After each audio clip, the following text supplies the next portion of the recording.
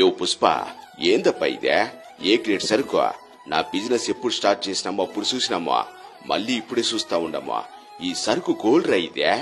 ఎంకన్నా స్వామిని చూడాలంటే 7 కొండలు ఎక్కల్లా, కానీ మామిడికాయలు కావాలంటే మా చిత్తూరుకే రావాలా. ఇది బంగారం ఏ గ్రేడ్ సరుకు. ఇది ఏడ దొరుకుతుందో తెలుసా? మా చిత్తూరు కట్టమంచి మామిడికాయ మండీలో.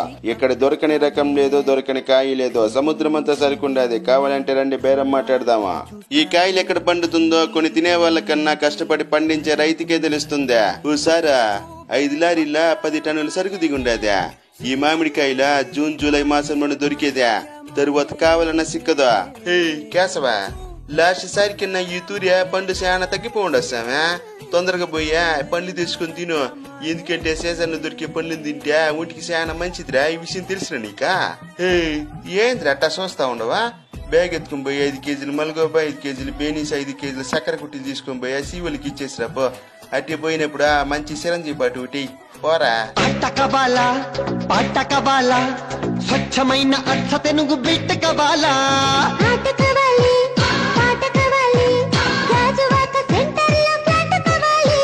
ముందే టెండర్ పెడితే